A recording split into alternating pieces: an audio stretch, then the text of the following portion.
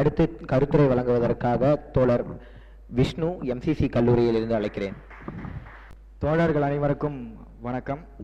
என் பேர் Vishnu. Madras Christian college economics department 3ஆம் ஆண்டிலிருந்து வந்திருக்கேன். இங்கே நம்ம கூடி இருக்கிறது வெறுமனே பேசுறதுக்கோ கலந்துரையாடுறதுக்கோ மட்டும் கிடையாது, போராடுறதுக்காக, எதிர்த்து சண்டை போடுறதுக்காக. எதுக்கு எதிராக?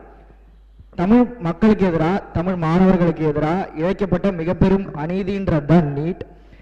அந்த மிக பெரும் ஒரு கொடூரமான ஒரு கருவியால் சாகடிக்கப்பட்ட நம்முடைய ஒரு தோழர் தான் அனிதா அவர்கள் 2017ஆம் ஆண்டு.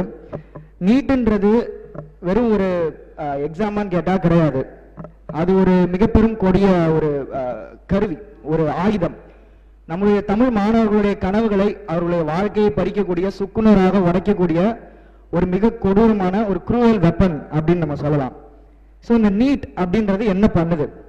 நீட் நம்மளுடைய கனவுகளை கொல்லுது, நம்மளுடைய மாணவர்களை சாகடிக்குது. அதையும் தாண்டி இங்க எத்தனையோ பேர் அனிதாவுக்கு அப்புறமா, அனிதா தான் முதல்ல, அனிதாவுக்கு அப்புறமா எத்தனையோ பேர் இறந்துட்டாங்க. தோழர் சொன்ன மாதிரி 2 நாளுக்கு முன்னாடி கூட இன்னொரு தோழர் இறந்துட்டாங்க. ஸோ காரல் மார்க்ஸ் ஒரு முறை கூறுகிறார், வரலாறு மீண்டும் மீண்டும் வருகிறது, முதலில் துன்பக் கதையாகவும், அதை சரி செய்யாவிட்டால் இரண்டாவதாக கேலி கூத்தாகவும். ஏற்கனவே நமக்கு வரலாறு படிச்சவங்களுக்கு தெரியும்னு நினைக்கிறேன். சமஸ்கிருதம் தெரிஞ்சவங்களுக்கு மட்டும்தான் மருத்துவ படிப்பு அப்படின்ற ஒரு நிலைமை இருந்தது நம்மளுடைய இந்தியாவில். அந்த சமஸ்கிருதத்தை தூக்கிட்டு இன்னைக்கு நம்ம நீட்டை வச்சோம்னா நிலைமை மாறல. அதேதான் இப்போ காரல் மார்க்ஸ் சொன்னது போல, இதை நாம் எதிர்க்கவில்லை என்றால் இது கேலி கூத்தாக ஆகிவிடும். ஆகையால் இது மாணவர்கள், பெற்றோர்கள், ஆசிரியர்கள் 3 பேருடைய பொறுப்பும் தான் இதை எதிர்க்க வேண்டியது. நீட் அப்படின்றது மெரிட் அப்படின்னு சொல்றாங்க, தகுதி தேர்வு அப்படின்னு சொல்றாங்க. ஆனால் இது தகுதியானவர்களுக்கான தேர்வா அப்படின்னா இல்ல. பணக்காரர்களுக்கும் அர்பன் ஏரியால இருந்து நகர்ப்புற மாணவர்களுக்குமான தேர்வு மட்டும்தான். இப்போ உங்ககிட்ட பணம் இருந்துச்சுன்னா உங்களுக்கு கோச்சிங் கிடைக்கும், உங்கள்கிட்ட பணம் இருந்துச்சுன்னா சீட்டு கிடைக்கும். இது தகுதி தேர்வுன்றாங்க. அவங்களோட தகுதி என்னன்றதை நம்ம போன வருஷம் நடந்த நீட்லயே பார்த்தோம். எத்தனை பேருக்கு கிரேஸ் மார்க் போட்டாங்க, எவ்வளவு முறைகேடுகள் நடந்துச்சுன்னு நமக்கு நிறையவே தெரியும். பணக்காரர்களுக்கான கல்விதான் நீட். ஏழை மாணவர்களுக்கு வாய்ப்பு இல்லையா? ஏழை மாணவர்கள் படிக்க கூடாதா? கிராமத்து மாணவர்கள் மருத்துவம் படிக்க வரக்கூடாதா? இதுதான் நம்முடைய கேள்வி. இதற்கு அரசு பதிலளிக்க மறுக்குது. நம்முடைய மதிப்பிற்குரிய ஆளுநர் ஐயா அவர்களும் இதை பற்றி கொஞ்சம் கூட சிந்திக்காமல், ஈவு இரக்கம் இல்லாமல் நடந்து கொள்கிறார் என்பதுதான் உண்மை. 100 வருடங்களுக்கும் மேலாக தமிழ்நாடு என்பது சிறந்த மருத்துவர்களையும் மருத்துவ கட்டமைப்பையும் வழங்கி இருக்குது இந்த நாட்டுக்கு. இது நம்ம எல்லாருக்கும் தெரியும். இந்த நாட்டுக்கு ஒரு எடுத்துக்காட்டாக அமைந்திருக்கிறது.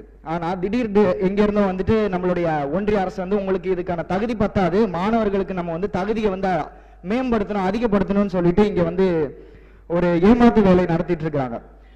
அம்பேத்கர் அவர் கூறுகிறார், The progress of any society is measured by the progress of oppressed people. ஒடுக்கப்பட்ட மக்களுடைய மேம்பாட்டை பொறுத்து தான் அந்த நாட்டோ அந்த சமூகத்தோடைய மேம்பாடையும் நம்மளால கணக்கிட முடியும்.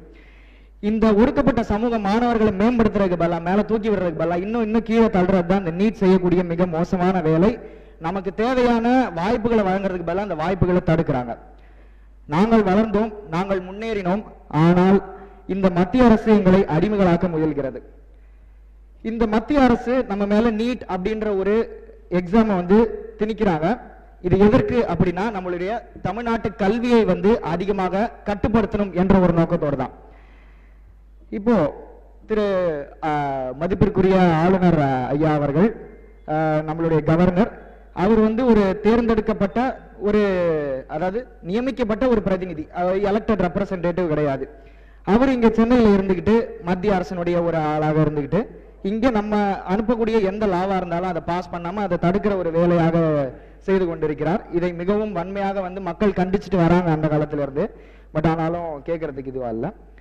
இப்போ ஐயா ராமசாமி அவர்கள், பெரியார் அவர்கள் ஒன்று கூறுகிறார், கடவுள் இல்ல, மதம் இல்ல, ஜாதி கிடையாது, காந்தி கிடையாது, காங்கிரஸ் கிடையாது, சுயமரியாதை ஒன்றுதான்.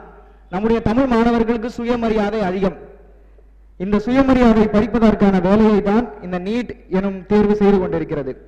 நான் முன்பே கூறியது போல பணக்காரர்களுக்கான படிப்பாக அதை மாற்றிக் கொண்டிருக்கிறது.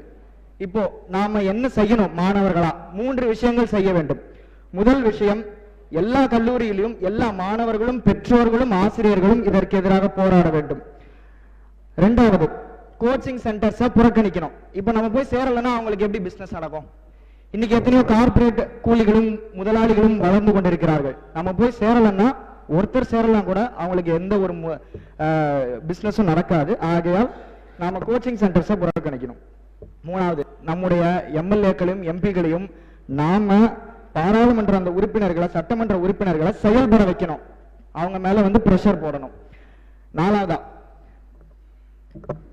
நீட் இல்லாத தமிழ்நாட்டு கல்வி முறை வேண்டும் அப்படின்ற ஒரு கோரிக்கையை வைக்கணும். இறுதியாக, நீட்ன்றது மெரிட் சம்பந்தமானது கிடையாது. நீட்ன்றது ஒரு ஆதிக்கம் சம்பந்தமானது. நீட்ன்றது சமத்துவம் சார்ந்தது கிடையாது. நீட்ன்றது புறக்கணிப்பு சார்ந்தது. அதே மாதிரி நீட்ன்றது மாணவர்களுடைய வளர்ச்சிக்காக அல்ல, தலித் மாணவர்கள் ஓபிசி மாணவர்களை தாழ்த்துவதற்கு கொண்டு வரப்பட்ட ஒரு மிக முக்கியமான கொடூரமான கருவி. இறுதியாக கார்ல் மார்க்ஸ் ஒன்று கூறுகிறார், நாம இவன் நல்லவனா அவன் நல்லவனான்னு ஓட்டு போட்டு 5 வருஷத்துக்கு ஒரு வாட்டி தான் தேர்ந்தெடுத்துக்கிட்டு இருக்கோம் எலெக்ஷன் முறைப்படி. ஆனால் இங்கு இருவருமே ஒரே பக்கத்தில் தான் நின்று கொண்டிருக்கிறார்கள். நமக்கான அரசியலை நாம் பேசவில்லை என்றால் நம்மை வெறுக்கும் அரசியல் நம்மை ஆளும் என்பதுதான் உண்மை. வாய்ப்பளித்த தோழர்களுக்கு நன்றி. வணக்கம்.